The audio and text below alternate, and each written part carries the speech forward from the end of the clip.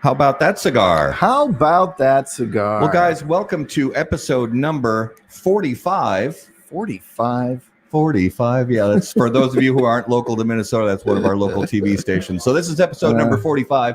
It is Tuesday night, is our favorite night of the week, and we have a great special guest coming up in just a few minutes. We want to thank you guys so much for joining us. As always, we are live, sponsored by Drew Estate.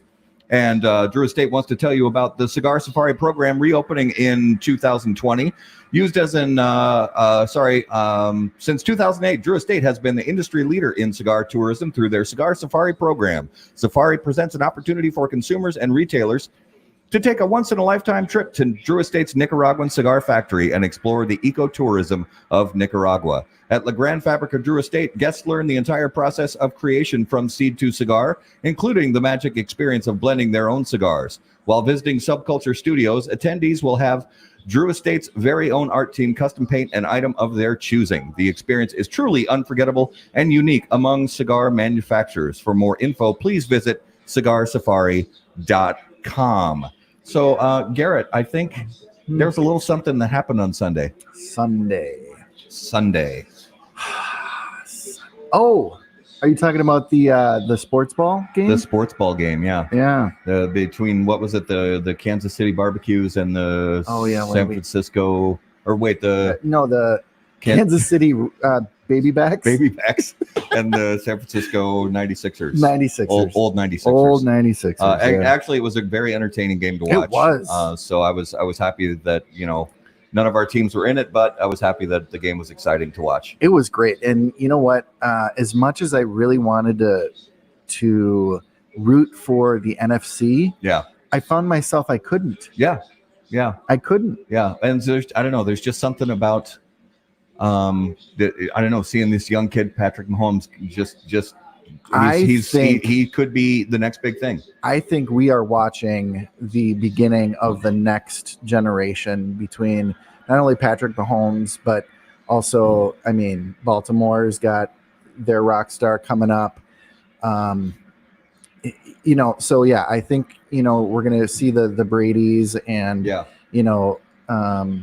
all of those guys start to retire. Brady, Rodgers, Roethlisberger. Yep, Big Ben. Yep. There's a guy in New Orleans who does all right. Breeze does okay. He's all right. He's all right. It was a good game to watch. So I hope everybody out there spent some time at their local brick and mortars, supporting their shops and smoking some great cigars while watching some pretty great football. Mm-hmm. I just don't want to wait tonight. I want to just dive right into it. So just go. Guys, we're super excited. We have a great special guest this evening on How About That Cigar, episode number 45. The executive director of Cigar Rights of America, Mr. Glynn Loope. Glynn, welcome to the show. How are you? It's great to be with you. Thanks for having me. This is a first for us. Absolutely. We're so excited and so grateful that you're coming on the show with us. And we have so much to talk about. There's some really great stuff happening in the cigar world right now, and we're excited to learn more about it from you. Before we get into it, I want to let everybody know that our feature spot right now is sponsored by Corona Cigar Company and coronacigar.com. They are the internet's largest and easiest to use virtual cigar store. At Corona Cigar Company, they take pride in being cigar fanatics just like you and me. That is why you will find the best selection of the rarest and finest premium cigars available anywhere in the world. You will also find unique and limited cigars containing Florida sun-grown tobacco. As a proud American, president and founder of Corona Cigar Company, Mr. Jeff Boschwitz believed it was possible to bring cigar tobacco farming back to Florida. At Corona Cigar Company and coronacigar.com, you'll find the best selection anywhere in the world of cigars containing this special Florida sun-grown tobacco. For more info on all of that, please visit coronacigar.com and floridasungrown.com. Boom. And I want to give a shout out to Sodi Cigar in Stillwater, Oak Park Heights, Minnesota. Yeah. It's always just a treat to be able to do our show from here, and always like to give them the love. Absolutely. I appreciate you reminding me of that, and for all of our listeners and viewers. For those of you guys who are watching, take just a second, share us out to your favorite Facebook cigar groups. Yeah. And if you are listening on the podcast, thanks so much. Take just a moment, if you would, please, and give us a nice fat rating of 5 stars on your favorite podcast platform. So, Mr. Loope, tell us where you're broadcasting from live tonight. Well, this interview goes no further unless you call me Glynn. Okay. You look too damn old as it is. I don't want to be called Mr. It's a deal. I'm at the Casa de Monte Cristo in Washington, D.C. Fantastic. And I heard I thought our friends at Shelley's might be a little bit loud, and the folks here at Casa de Monte Cristo were nice enough to get me a spot upstairs. Yeah, it's a great. I've heard it's a really great spot in the DC area. I heard there's also something going on live as we speak somewhere else in the DC area. It's a post Super Bowl thing, I hear. I don't know. Yeah, post Super Bowl thing, definitely. But, no, it's on right in front of me, and as a hardcore political junkie, as much as I love you guys, it's terribly difficult to pull myself away from the TV that's in front of me. And there's no captions below, so I can't tell what he's saying. But yeah, the State of the Union is tonight, and that makes me glad I'm on this side of the city, actually, because our offices are below, as I was talking to you before the show, right below the Senate.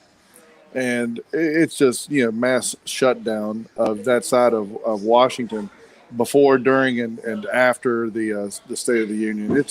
It's actually fun to sit on the street and watch one motorcade after another zip up Constitution, Independence, and Pennsylvania Avenue. Yeah, absolutely. So we actually have a viewer question already, and I got to put this one up there. Nick Malillo, Nick R.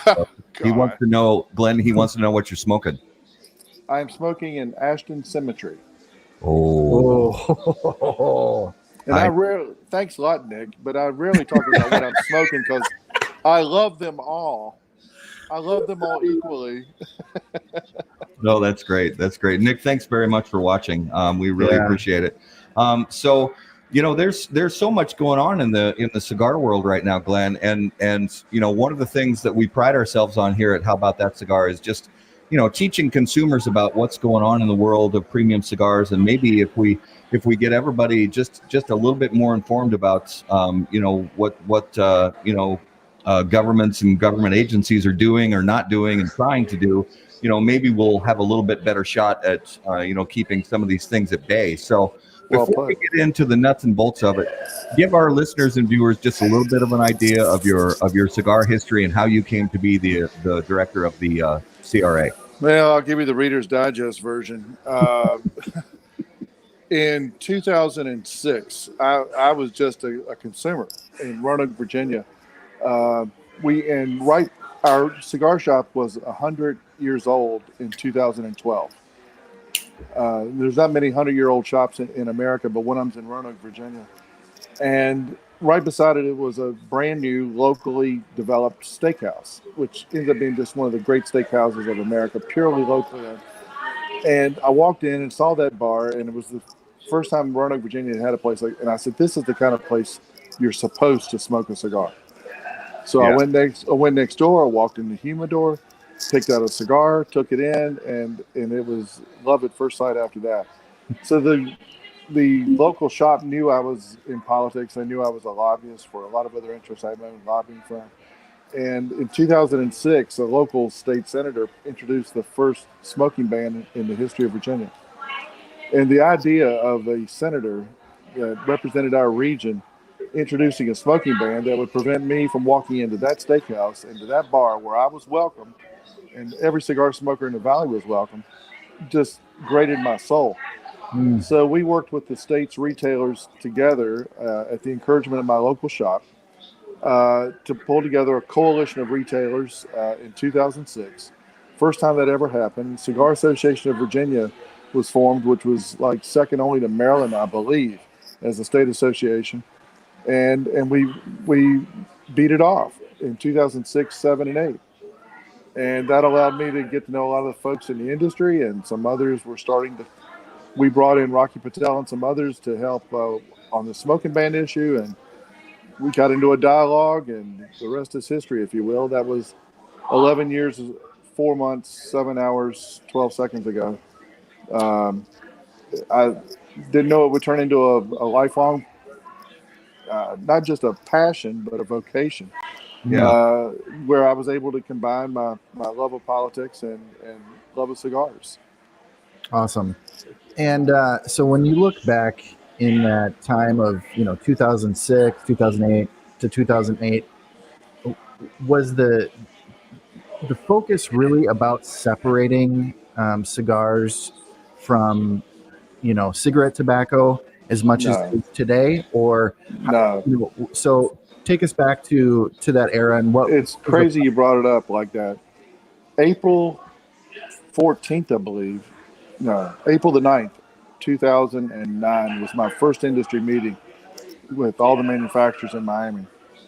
And S-Chip was really the beginning of a formal political effort on behalf of this industry. Not me, not CRA. I was at the convention in Houston, Texas, at the RTDA convention, when all hell broke loose and the S-chip taxes were first proposed, literally at $10 a stick, Yeah. and $3 a stick, and they got it down to 40 cents. It's my understanding after that show, people like Christian Aurora, George Padron, Jeff Borshowitz, Rocky Patel, a handful of others, all came to Washington, and their grand political strategy was, quote, this is a verbatim quote, talk to anybody willing to talk to us. Yeah. And that was the origins. They said that they knew something different politically had to happen, and S-chip was the great wake-up call. And in 2009, the Tobacco Control Act was coming into being. Mm-hmm. And I stood up in front of the manufacturers there, and I said, I got news for you, ladies and gentlemen. S-chip was just practice. S-chip was just practice. Yeah. Because you're about to confront the toughest thing you've ever confronted in your professional lives. And because when you give any federal agency the power to do something, they're going to do it. And a lot of people thought, and I won't name names, but a lot of people thought they were going to be obsessed with the subject of cigarettes and smokeless into the next generation. And I said, listen, they're going to come up right behind you. And, if you read the book, Velvet Glove, Iron Fist, on the history of the anti-smoking movement, you really realize that if the premium cigar industry started to get its political act together in the late 80s, early 90s, just pre-boom, pre-proverbial boom, it'd be a very different political dynamic today. But as I'm fond of saying, we're not going to be the first industry, and we're not going to be the last to claws its way back from political Armageddon. There we go. And I think today what's happened in the last 24 hours is indicative of that. I think victories around the country where retailers and consumers are successful at fighting off smoking bans, taxes, and local and state regulation are examples of that, and we can go into some of those. But I've said this on numerous broadcasts, that if there's been any benefit at all to this process, from the time that the president signed the Tobacco Control Act to cigars being deemed subject to regulation, I've said it has forced the industry to study itself. And we now have, as a result of that, economic, public health, demographic data that we never had before at our disposal. Yeah. Has it been expensive? Yes. But this decision we're going to talk about with the courts is living proof that if you amass this body of evidence, this body of research, that this industry is completely capable of defending itself against the nanny state. Yeah. And I feel that, passionately. And that's been the one benefit of this entire process since really 2010, when the first threat appeared in the Federal Register that they intended to come after premium handmade cigars. Then they come up with the deeming rule in 14, final rule in 16. And up until literally last July 25th, when we filed this 529-page body of research with the Cigar Association of America and the Premium Cigar Association and ourselves, 529 pages that really documented for the first time what our demographic is. That we don't have the association with addiction and mortality associated with other tobacco products. We now have economic impact analysis that demonstrates that 100% of the profit margin for every cigar company would go into complying with the rule. We didn't have that kind of data before. We didn't have that type of fiscal impact information. We didn't have that public health data at our fingertips. And now we're completely able to defend ourselves as an industry. And I think what happened with the courts is indicative of that. Yeah. You're getting ahead of me a little bit on a question that I had. Well, what I want to do is, because there's a lot of stuff to dive into, but for the consumers who are more everyday casual cigar consumers who aren't necessarily like cigar nerds like us, but still enjoy their premium hand rolled cigars. Sure. Give us an idea of what the CRA is and why it exists. Well, Cigar Rights of America was born in the wake of S-Chip, and really in July of 2008. I came on board late December 2008, so I really consider January of 2009 our really true beginning. A lot of industry leaders got together, did a nationwide tour, did a big launch, and literally there was 1,600 people in a database, and it just evolved and kind of taken on a life of its own. But to go to the heart of what you guys talk about with the consumer, it was to create a grassroots movement, a grassroots cadre capable of helping to defend the political positions of this industry. I say time and again, the best $18,000 a year that CRA spends is on our petition system. It's linked to every elected official in America, literally. So if there's a tax issue in Maryland or New York, like there's about to be, or Virginia, like there is right now, we can link and design a petition, which we have linked to every official in that given state. It's linked to every member of Congress, and we'll get into this part about our petition to Congress on our legislation. But all you have to do is put in your name and your zip code, and we take care of the rest, and it goes to your 2 U.S. senators and your member of Congress. It's a way to engage the consumer. We're still teaching the consumer to be engaged in the political process. For the last several years, I've spoken at the Cigar Aficionado Big Smoke Seminar in Vegas, and I said, folks, you are no longer a cigar smoker. You are a cigar voter. And if you feel passionately about your ability to sit in a cigar shop like I am now and you are there, with your buddies at your local cigar club or lounge, or for that matter on your back porch, if you have a passion for that, you have no excuse but to be involved in the political process. Amen. I mean, if you enjoy shooting, you know what to join. Yep. If you enjoy drinking, to fight taxes. If you enjoy I could go down the list, and it's almost like what Lincoln said: a man with no vices has very little virtue. Well, pick one, and it's under attack by the government. Yeah. That's right. It's just that now we've got 10 years of work behind us to build this base. There's 3 to 4 million consistent, and by consistent it could be one a week, one every other week, a person who considers himself a cigar smoker. 3 to 4 million in the country. Well, there's not a special interest group in this country that wouldn't give their right arm for 3 to 4 million people. Mm-hmm. It's just a matter of engaging. So that's where it's frustrating when you go to big events like a Big Smoke or a Cigar Fest or something. I've never heard of you as an organization. And I'm like, God, we're trying to spread the gospel any way we can, but there's still consumers to reach. And that's the reason I appreciate opportunities like this. Yeah.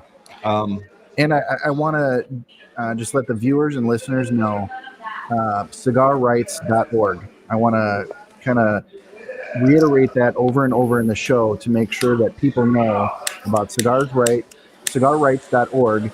Go there, and just like Glenn said, it's super easy to find out what's going on and sign petitions and donate and join the CRA. We've got some great specials going there, so we the benefits come back to you. Plus, you get our weekly or bi-weekly information on every political issue that we're confronting in the country, literally. And Glenn, so I'd like to talk a little bit about so that data piece that you were talking about, that we didn't have a whole lot in the late 80s, early 90s, pre-boom, but we have a lot of data now. What are some of the studies and statistics that not only premium cigars fell victim to, maybe too early, and better data and studies that we have now? Well, I'm glad you asked it in that context, because there were 2 occurrences that played into this lawsuit. One was the very fact that the FDA considered the option 2 exemption. In the final rule, when they even considered it, it planted the seed of doubt that we should not be treated like every other tobacco product. That's incredibly politically significant. Yeah. And kudos to the industry for saying we should be exempt. and rounding up a political coalition to say we ought to be exempt, and that being included simply as an option had a factor in all of this today, literally.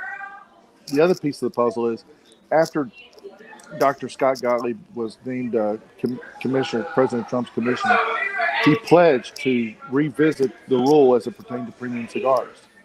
And he was true to his word. And they solicited a new public comment that separated us from vape and e-cigarettes and the stuff we were lumped in together with before. And that exact same time of filing, the New England Journal of Medicine came out with a new analysis. The American Medical Association came out with a new analysis. The Centers for Disease Control came out with a new analysis, and all that data broke our way. Yeah. On no statistically significant impact on mortality, lack of association with addiction, and lack of any statistically relevant youth access. Yeah. Well, those three were the cornerstones of why Congress voted for the Tobacco Control Act in the first place. Yeah, those are the big three. And that's the reason we said it. And we were just heard Congressman Bill Posey, one of our early champions in Congress today, speak to the Premium Cigar Association group on Capitol Hill today, said this signified how the FDA clearly went beyond congressional intent. Yeah. We weren't even named in the Tobacco Control Act when they just set up a process to bring us under their domain. And we were never named by Congress to be brought into that process. And I think all this today is crystallizing that thought. Yeah. So for us here, being, cigar lovers in Minnesota, we had a really big bright spot in, taxation relief in the last few years here in Minnesota. We had huge tax cap. The tax cap was like $9.50. Thanks in large part to Minnesota Representative Jim Nash. Yes, Jim Nash. Big shout out. I met him. I love that guy. Yeah. And he and so many shop owners and so many dedicated people around here worked so hard to get that to go through. And it made a huge difference for the brick and mortar stores here in Minnesota. So the leadership of the retailers was fantastic in that effort. And that's one of those bright spots. And that's one of the things we want to talk about tonight is there are very serious issues at play here. And there's a lot of work to be done, but it's not all doom and gloom. There are some really good things happening. And in the last 24 hours, something huge came down the pipe. Huge.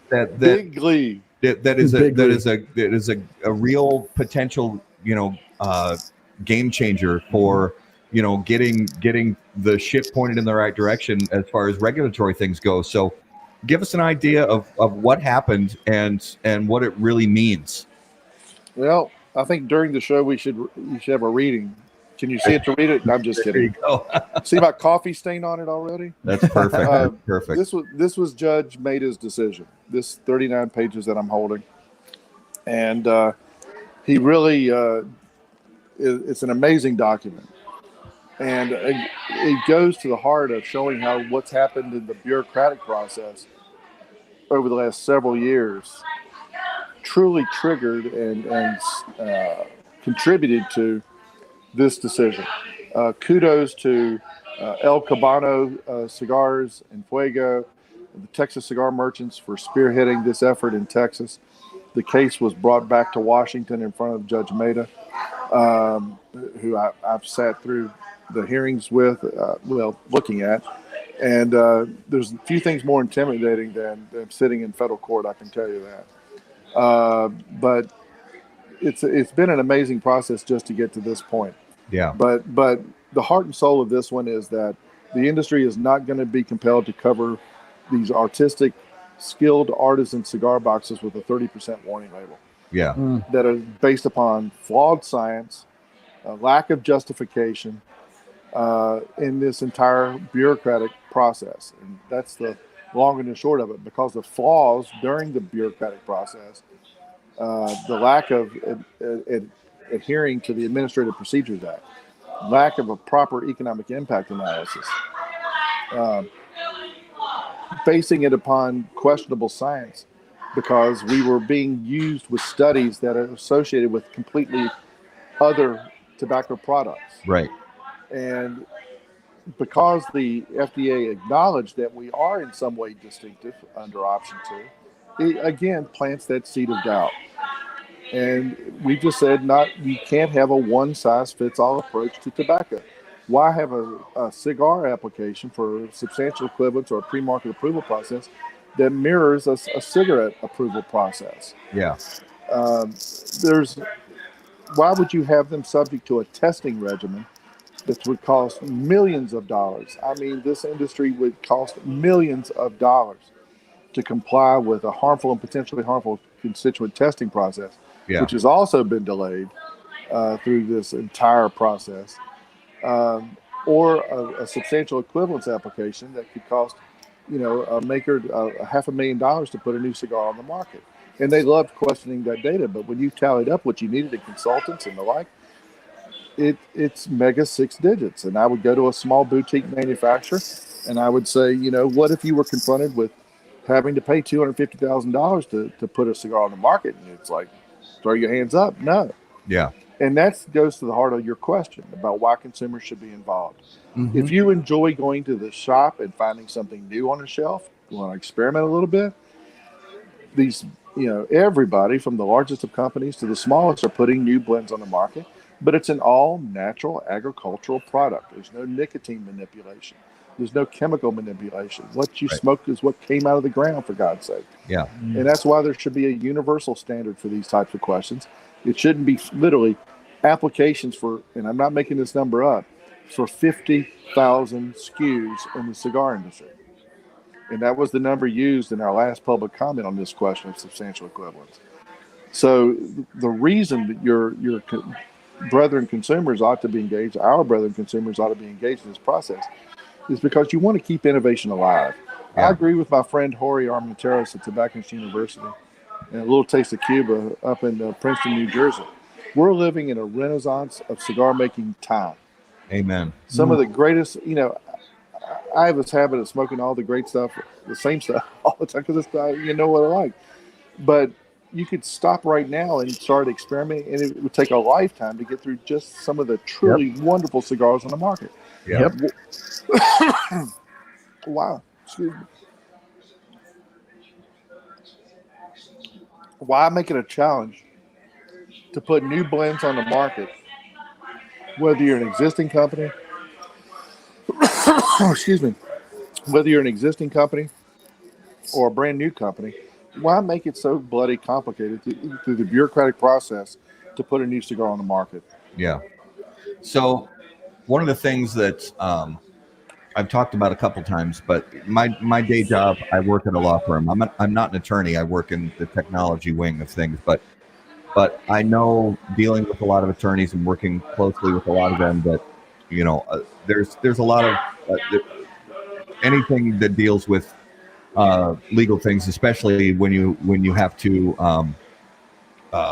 work against or for regulations and things like that. There's a lot of money involved. Mm-hmm. There's a lot of money involved, and it's unfortunate that it's that way, but it is what it is. It has to be. Right. So tell us a little bit about the money that comes into the CRA and the money that goes out of the CRA. Where does the money come from, and where do you put it? What do you put it towards specifically? Great question. We virtually meet all of our direct overhead for our staff, a total of 4 of us, with our dues, with our consumer and retailer dues and our special fundraising initiatives. That allows us to isolate our major manufacturer contributions for the big ticket lobbying and litigation expenses. So I hope that makes that part of it very clear. Yeah. We have to raise consumer dues and the like for our direct overhead and retail and fundraising and the like, and then that allows us to preserve those significant manufacturer dollars for these types of fights. Yeah. I will give you a raw number right now on our separate case. The Inflaga case is totally separate from us. On our case, with the partner with the Cigar Association of America and the Premium Cigar Association, the Premium Cigar Association and CRA have collectively spent right at $4.5 million on that litigation. Yeah. And that's since the fall of 2016, $4.5 million. It's a lot of money to a lot of cigar makers. Yeah. Mm-hmm. And puzzling it together is a way I have to spend all too much of my time. But they know what's at risk, and everybody's got to play their part. Everybody has to play their part in this. This is not a burden that should be borne by a small handful of cigar companies. And but we've got a coalition of about 45 to 65 companies that are consistent contributors to that part of the process. We've spent about $2.7 million on the House and Senate lobbying. CRA has, over the course of the last 6 to 8 years, which in Washington is a lot of special interest groups could take that out of petty cash. Yeah. We have to puzzle it together through a host of contributors from the manufacturing arena, the retail arena, and the consumer. So Washington is not a cheap town to do the business of politics. Yeah. Yeah. Or litigation. Yeah. So what I'm hearing is, CRA members pay in money. You go and you golf with a bunch of guys in Washington. I never played golf in Washington. Oh. I have never played golf in Washington, D.C. or many of the suburbs. And never in a political context, I can tell you that. Yeah. How much does the elbow rubbing happen in your kind of lobbying? Well, it's what I call shoe leather politics. Okay. We spend a lot of time walking mile after mile after mile between 3 House office buildings, 3 Senate office buildings. Staff change over all the time, so you got to do repeat performances in one office after another. Personally, I've done over 500 congressional offices since this began in 2011 with the legislation. My staff and our consultants, you're looking at well over a couple of thousand visits, repeat visits over 4 sessions of Congress to get to where and put 500,000 and talk about the petition and to put 500,000 petitions into the U.S. Congress. Well, anytime you get over 250,000, you walk into an office and say, "I'm here about HR 1639." They go, "Oh, the cigar guys are here." That's what, especially in House of Representatives offices, they keep a track of those yays and nays on significant legislation. Yeah. Are you a constituent? Check. Do you live in my district? Check. And that's the significance of that personal touch of all this process. And yes, we've got a strong relationship with a strong core of those that are passionate about defending this industry, especially from Pennsylvania and Florida, where so much of the economic footprint of this industry exists. But, I've been in offices where one cigar shop in rural Illinois made a phone call and got their member of Congress on our bill. So you can't dismiss that localized touch. And all too sadly, there's too many that have not done that outreach. But we've had consumers from Oklahoma to Minnesota. One of my favorite former members of Congress, John Klein from Minnesota, was a staunch defender, had many cigars with us when he was in the House of Representatives. Yeah. And you build that type of relationship, and it'll pay off for battles that are well into the future. Yeah. And what is so when people go to cigarrights.org and they sign a petition, what is the power of those petitions? Well, if we get a concentration of them in a given congressional district, it can be incredibly significant. The member will be like, well, why did I get 1,500 calls? So listen, some of these guys win by 3,000, 4,000, 5,000 votes. Every cigar shop in America probably has a footprint of 2,000 to 3,000 people that walk into their shop at any given time. And that's what makes us, I keep using the term, and I've used the term for the last 11 years. So much of this job is about building cigar smokers up as a bona fide political constituency. Yeah. So when we talk about regulatory stuff with you and with some other people, there's some dividing lines, obviously with tobacco in general, there's obviously dividing lines. Big tobacco, big cigarettes, completely out of the picture, not related in any way, shape, or form. Sure. But when it comes to the stuff that specifically the CRA focuses on, is there a dividing line when it comes to flavored and machine-made products, or is the focus strictly on non-flavored premium hand-rolled cigars and And specifically related to that, is it for premium cigar exemption? Is that the number one goal? Well, that's a great way to put it. And I'm glad you phrased it in that context. There's three major trade groups that represent the industry: the Cigar Association of America, the Premium Cigar Association, and CRA. With that, the first part of your question is yes, there are dividing lines, and I don't say dividing lines in a negative context. They're just lines. Yeah. Because they represent separate and distinctive political issues. Flavors are under attack. That's a political reality. Some of the flavor bans are written so broadly, though, that they could bring in this. You know, if you're looking at the legislation now in California, or the bill that was recently filed in Virginia, the way it's written, that if you use flavored descriptors, and if you're on a show and you hear that it's got citrusy notes and I detect walnut, oh my God, it could be a flavored cigar. Well, of course, that's a total fiction. Yeah. Just because you drink a Cabernet and you have a raisin note doesn't mean there's raisins in it. Right. It means that's what the palate picks up on, for God's sake. And so that flavor ban and flavored attack is a totally separate byproduct of the entire regulatory and political process by principally the healthcare groups that spend their passionate days fighting us consistently. And I never cease to be amazed by their creativity. And that's the angle that they're going at. So there are distinctive battle lines within the cigar industry, and I'll be perfectly candid. I mean, we take a very pure approach to this. Our board and we endorse the definition. It's very strict of what a premium handmade cigar is. But there's different variations of that because of all these nuances within the industry. Yeah. And then there's the entire mass market and separate machine made debate.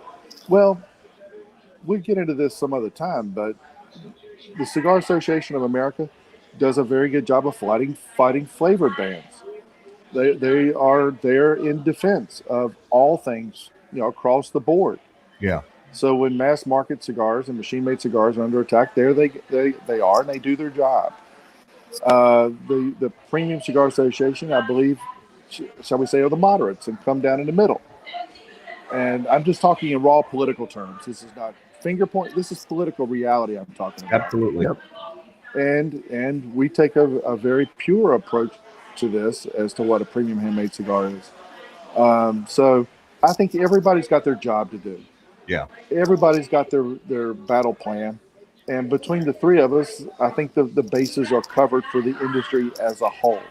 Yeah. But our focus is principally the traditional family-owned cigar companies of Latin America and the United States that are making this product for the discerning adult consumer. And I hope that answers your question. Absolutely. Yeah.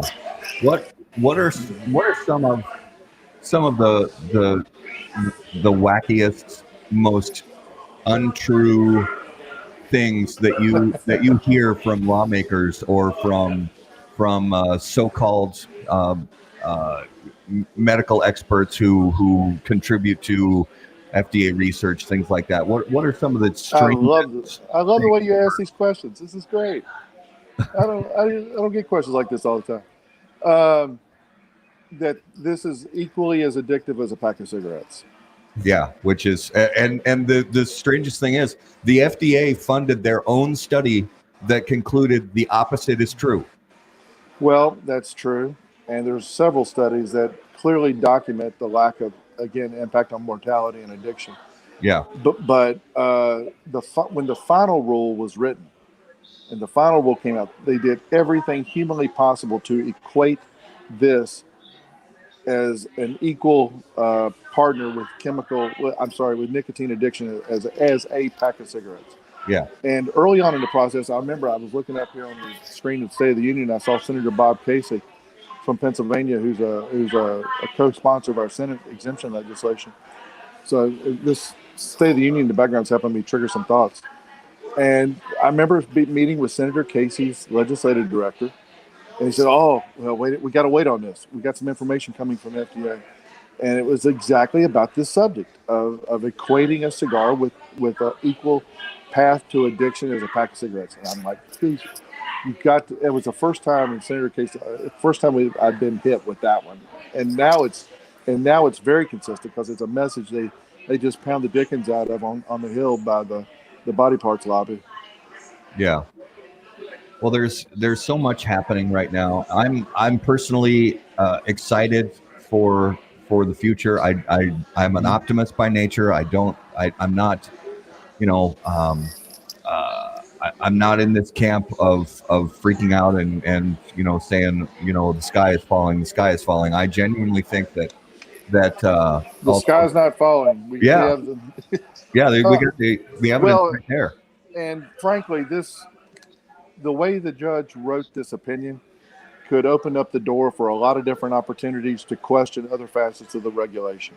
Yeah. And we're back in court on March the 18th in the Fourth Circuit on the question of substantial equivalence, which is another big deadline looming over the head of the industry. And it's, we're asking for an expedited decision because of that deadline. Yeah. But believe it or not, we're actually, talking the same language as the FDA on that. They don't want to do it either. And they too have filed in court. They don't want to. They were compelled to take this aggressive path because of Judge Grimm's decision in Maryland, where he sided with the healthcare groups on this.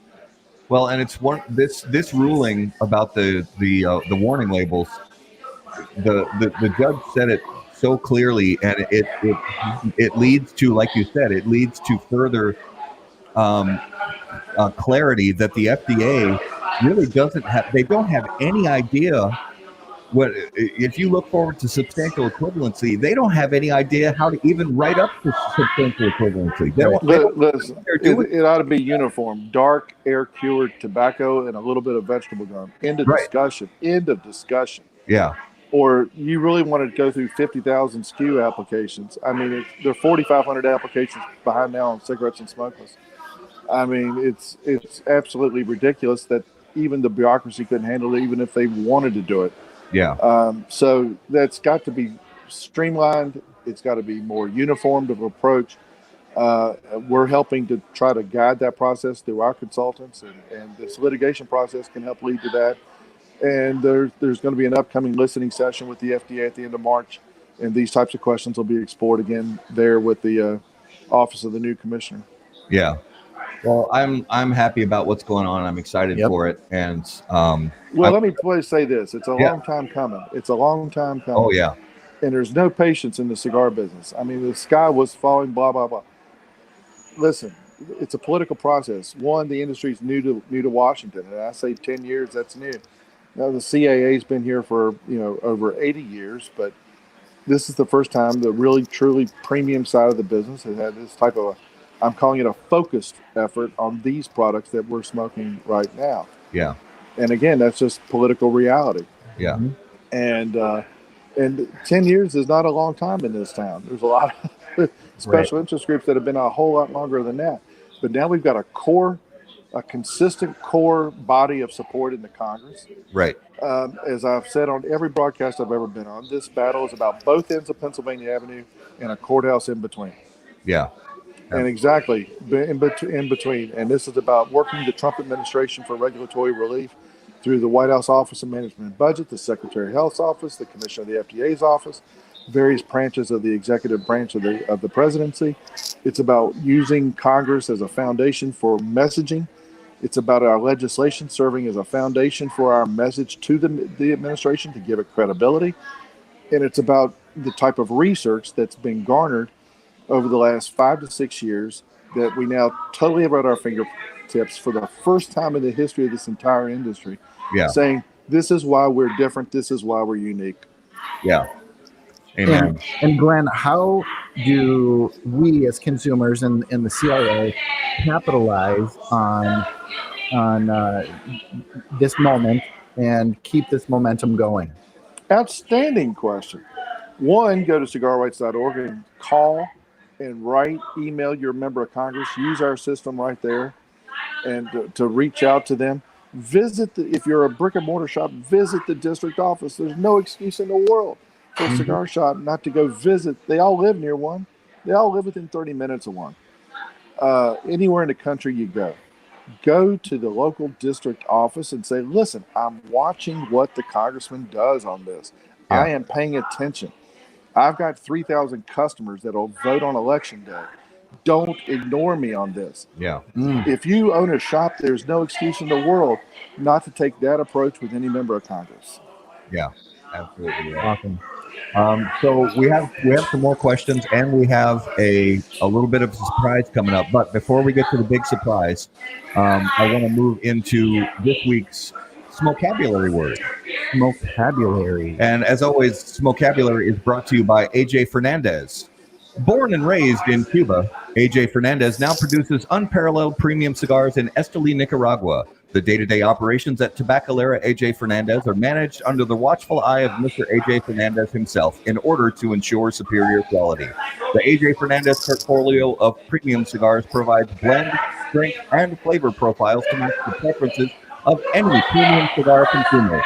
Whether it's New World, Dias de Gloria, San Lotano, Antes, or Bellas Artes, you are sure to be satisfied with a premium cigar from AJ Fernandez.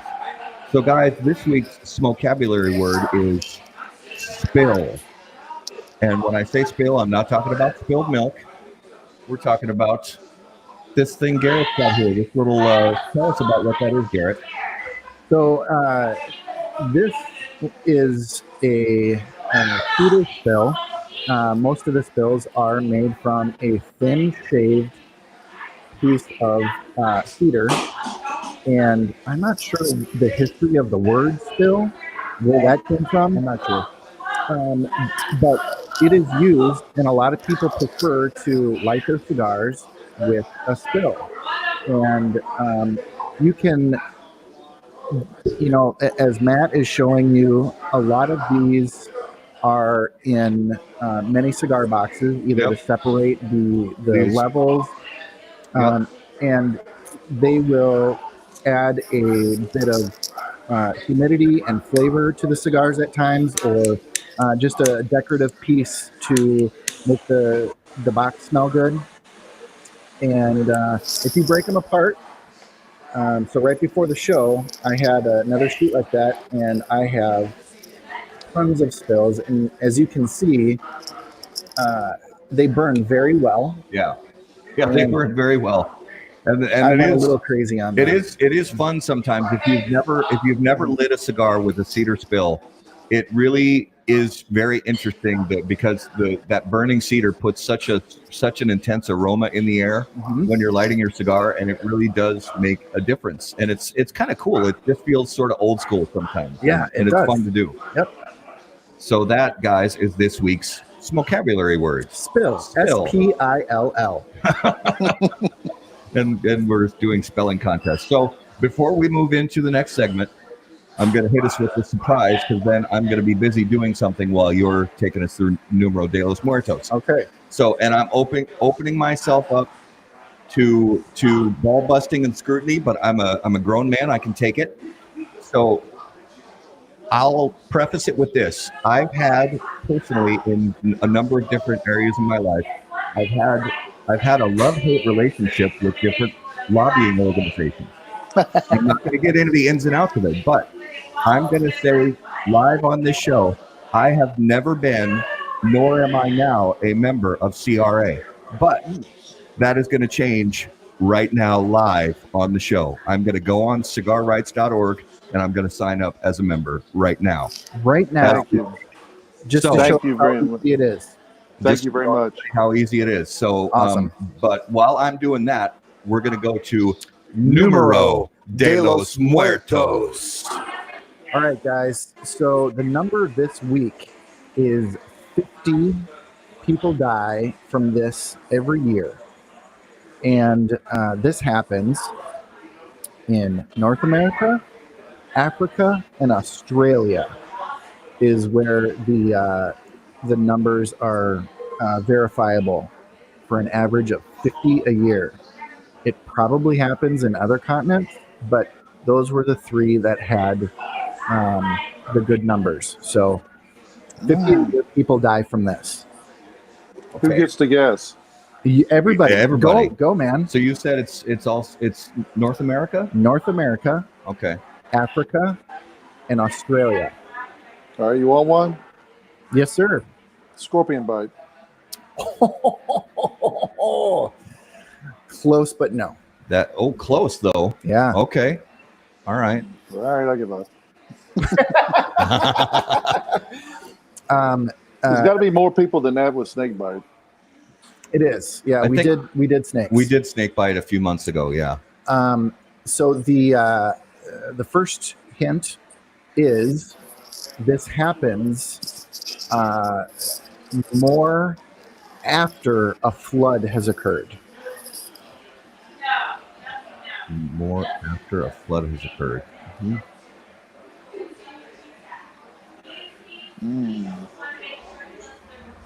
More after a flood has occurred, and it's because the Do people chime in with you guys online or something? we do get people guessing online.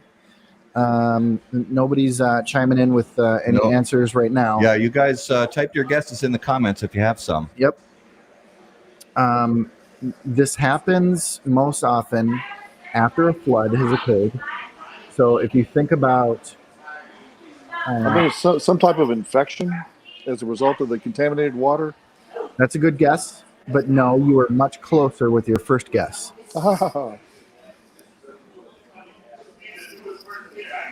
Close to scorpion and not an infection. Mm-hmm. God. All right, here we go. This so flooding. What flooding does is it wrecks the home of something that then comes to the surface. It wrecks the home that then comes to the surface. Mm-hmm. It wrecks the home of this thing that causes the deaths. Huh. Body slammed by a refrigerator.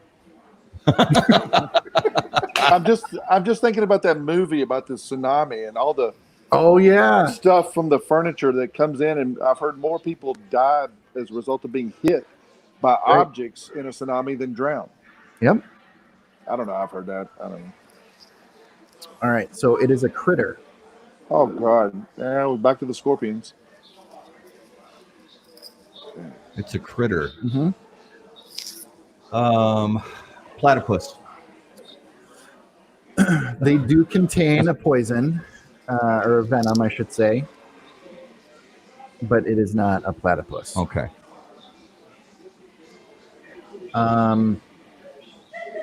It has 6 legs. Fire ant. A little broader, but you basically got it. Ants. Ants. Just ants in general? Yeah, so there's 3 types of ants that are responsible. Fire ants is one of them. All 3 continents that I mentioned have a type of fire ant, but Africa is actually home to the deadliest of the ants. And they have the cousin of this ant that's also in Australia. And a fun fact, so after floods happen, ants are dehomed, and they will come through villages and absolutely go through homes and kill anything that's sleeping or living. They will eat rodents and other pests in homes. And in Africa, the many tribes will actually capture ants and use them as pest control. They will set them free in homes and huts and things to rid the homes of all the pests. And it's crazy. And they're and I forgot the name, but there's one ant that has such strong jaws that they actually use for sutures. So if they get cut or lacerated, they'll take an ant and put it over the laceration and then the ant bites down so hard that it closes the wound, and then they just cut the head off and leave it there. Wow, Yeah.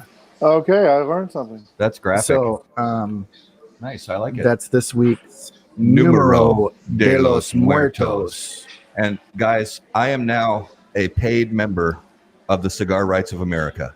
Good man. Thank you so much. Boom, boom. And I encourage everybody to do the same. If you've been hurt in the past by a lobbying organization, don't be afraid. Join CRA. Don't be afraid. Cigarrights.org. Cigarrights.org. Let's go to a lightning round. So, Glynn, if you could choose to hear the thoughts of one living person for 10 minutes, who would it be and why?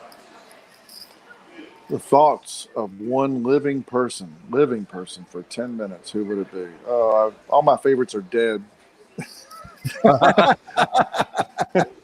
Amen. Oh, because I think about the United States Senate on this TV behind me, and I think about geniuses like Daniel Patrick Moynihan, and they're not in the chamber anymore. Thoughts of a live person for 10 minutes, who would it be?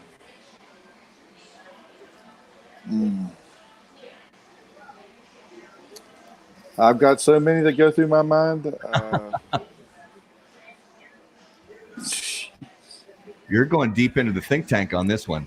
I am. People usually answer like right away. I'm not putting any pressure on you, Glenn. I'm just saying. You know, people have gone from, presidents to NFL coaches to spouses. Yeah. Well, I tell you what. Late in life, I have become a Rolling Stones fan. I ran into Jack Toronto at the last show of the last tour, what may be the last tour.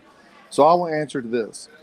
Into the mind of Mick Jagger on what type of drugs he was taking to come up with some of the lyrics that he came up with.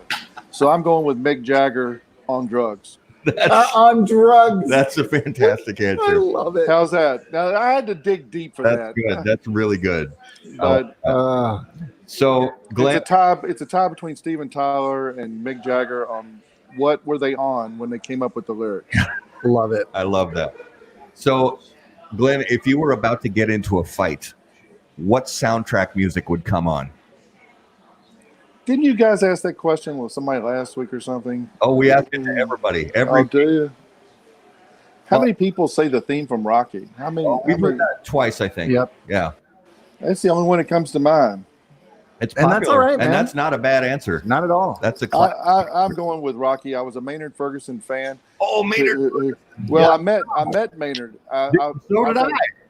He did a jazz workshop for us in college, and then I met him personally years later. And funny quick story, I was asked to drive him to his hotel, and I locked my keys in my car. I was so excited, and I had to borrow a friend's car to get him to the hotel. Oh, that's worthless Glenn trivia. That's fantastic. I love that. Good story. So choose one of the following. You could hit a home run as a starting pitcher. You could score a touchdown as a defensive lineman, or you could score a goalie, or you could score a goal in a hockey game as the goalie. Oh, I'm going with the hockey. Yeah. Most popular answer by far. I'm going with the hockey. Yeah, because it's so rare. You got to love that. If you could give one piece of advice to new cigar consumers, what would it be? Oh, wow. That's just one piece of advice? Well, besides the join CRA. That's first and foremost. Second piece of advice. No, we'll let them get through one cigar, and then they can get a cigar. I'll spot them that. Yeah. Honestly, I would say go into your local brick and mortar and spend some quality time with your local tobacconist. Awesome. Before you ever light up, before you ever walk into the humidor, walk into the shop, start a conversation with the owner, become acclimated to what the culture of this industry is all about. Spend 10, 15, 20, 30 minutes with them before you ever ever, ever touch a cigar. Yeah. And then say, take me into the royal chamber and tell me what you think I ought to have. Yeah. That's a great answer. I love it. Yeah. So basically the same question. If you could give one piece of advice to brick and mortar cigar retailers, what would it be? Go visit their bloody congressional office. That is a great answer. Oh, my God. Yeah. No excuse. Yeah. One piece of advice. You're under threat as you never have before. You're paying your mortgage. You're putting your kids through college. You got to, all of them are too far away from retirement. For God's sake, there's no excuse whatsoever. Yeah. If you own a shop, go to the congressional office. We'll ship you the briefing packet. You can download it from our page. Walk in there with the packet and say, where are you on this? Because it's my livelihood. Yeah. Because let me give you a quickie. In 2006, when we were getting started with these guys in Virginia, I told Shorty Cable with Havana Connections in Richmond, Virginia, and Scott Regina with Emerson's in Virginia Beach, Gary Patch, Old Virginia Tobacco Company, our local shop, Milan Tobacco. I said, guys, you are no longer just tobacconists. You have to build politics into your job description, or you're not going to be in business in 20 years. Yeah. It's reality. It's just political reality. So go do it. There's no excuse. I love that. Yeah. Protecting your business. So let's get into this week's notable smokables, and I want to start with what Garrett and I have been smoking tonight, which is for in honor of what a lot of us call Lancero February. We like to smoke a lot of Lanceros in February. It's a thing. Look it up. It's a thing. We are smoking the La Promesa Lancero from My Father Cigars, and loving every last puff. So good. So one of the cigars that I actually reviewed recently, it's not published yet, but I reviewed it recently and got all my notes and everything down. A cigar that I enjoyed very much was the San Lotano AJ and Hochi, which is a killer collaboration cigar, and it's the San Lotano with the blue band, and it's got the secondary band that says AJ and Hochi on it. I highly recommend you guys go out in there and find that at your local tobacconist, because I enjoyed it a lot. And my first notable is a gift from Matt. I had a Wonderlust. Oh, the Fiorella Corona. Yeah. I just finished up the review on that one too. Did you? I got the pictures and I did the final notes and everything, and that'll be published soon as well. My review on that one would just say this is stupid. Stupid in a good way. The way that all the kids are saying it these days. Yeah, it's what all the cool kids are saying. That's sick. Yeah, it's. Glynn, we know you're smoking the Ashton Symmetry right now, if I'm not mistaken. Is that? Yeah, because I was pigeonholed into telling you. Yeah. Otherwise, I would have kept my mouth shut. No secrets. No, I'm just kidding. I'm just kidding. What? I'm very proud. What's can you think of something else that you've smoked recently, whether it was a cigar that's been on the shelf forever or a cigar that's new to the shops? Even with the caveat, they're all my favorites. They're all your favorites. But anyway, I will say, because it's unique and because it's a limited release, I think I'm on safe ground by saying this. I was lucky enough to call up one of the shops that got the dress boxes for Pete's Halloween issuance. Oh. And so I got both. I hope I got Chuck and Tiff. Yeah. From Tatuaje, and I got the Chuck and the Tiff, and the boxes slide together. It's pretty cool. I wanted the boxes, but you're always, my favorite one of those releases was the Mummy, and I don't know how much more the cigar or the box, because I've still got it, and I love that box. Yeah. But anyway, Chuck and Tiff have both been interesting because they're very, very different cigars. Oh, absolutely, and both very good. Oh my gosh, yeah. What was it? Never ask me that question again. Never again. Not ever. Won't happen. Well, did you have another one this week, Garrett? I was really to be honest, that was the most notable smokable I had this week. Okay. I didn't have a big week of cigars. I've been huge project at work. Oh yeah. And so I've just had little shorties to kind of end my day for the nightcap. But yeah, The only other notable one that I put on my list this week was, and ironically, it's another AJ collaboration, but it's the Hoyo AJ Fernandez Dark Sumatra, which you've had a couple of those as well. Yes. And that's another one that I highly recommend. Me I was gusta. very, very pleased with that cigar. So listeners and viewers, guys, thanks again so much for joining us. We want to give you some programming notes, some stuff we have coming up here in the near future. Next week on the 11th is to be determined. We don't have guests lined up, but we may just talk about life and who knows, Lawn darts, outdoor gaming. Mm-hmm. Who knows? But the week after that, on Tuesday the 18th, we have Juan Martinez from Hoya de Nicaragua Cigars. Very, very excited for that. Boom. And then the following week on February 25th, Mr. Robert Caldwell, yes, will be on the show live. So very Two much great people. that, absolutely. Yeah. And we have something lined up for March as well, which I don't recall the date, but Jonathan Carney from La Flor Dominicana is going to be on the show in March. Captain America. Captain America, absolutely. We have a lot of great stuff lined up. We're very excited. So, Glenn, give everybody a final closer. Tell them about Cigar Rights of America and what they need to do as a cigar consumer or a cigar voter. Thank you. Start using that terminology. I appreciate I that. like it. Yeah. Well, since the president just wrapped up his State of the Union, literally, because it's on in front of me, I want to encourage everybody in the spirit of the State of the Union to go to cigarrights.org. On our rotating banner, there was 5 recommendations for sending a tweet message to the president. And we hope everybody, there's a vicious, vicious rumor in Washington that the president pays attention to Twitter. And it's just a rumor. It's just a rumor. And so I don't know if I'm breaking that news here. I'm going to have to fact check how that. about that? I think we should. I don't know if it's something that just popped up in the Washington Post. I have no idea, but rumor has it. And so anyway, let's send a volume of Twitter messages to the president. Go to our website, pick one of the 5 that you're comfortable with, that you like, say something nice, but associated with protecting American jobs, Latin American jobs. Yeah. Associated with Made in America, associated with your passion and ability to enjoy a cigar in your local cigar shop. But we've got the Real Donald Trump Twitter link right there. Pick a message that you like, that you're comfortable with.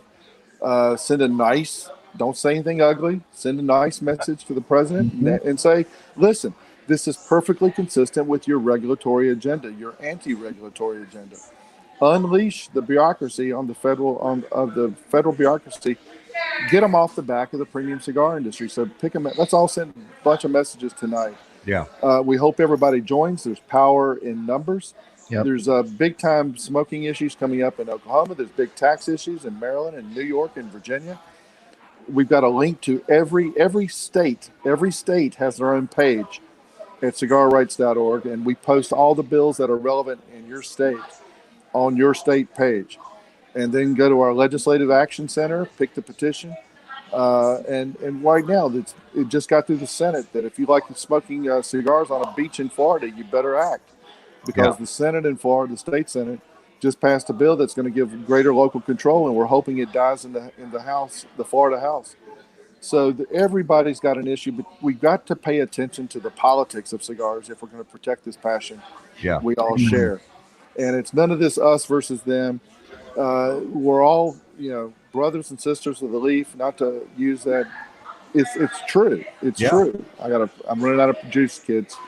But all right. But everybody's got to be engaged and involved, and I really, really thank guys like you for helping us to spread the word. Absolutely. Well, guys. And my final thought is, you guys, the CRA has made all of the groundwork easy for you. As Glenn just explained, it's all there on the website. You don't have to do all this research and looking around. All the links, everything is right there on the website. They have done the groundwork, not only for consumers, but shop owners and everybody. please go and check out cigarrights.org, become a member, and let's protect our culture. Yeah. And if any of your listeners are ever in Washington and they want to personally meet with the staff of their member, we'll help set it up. Fantastic. Awesome. Fantastic.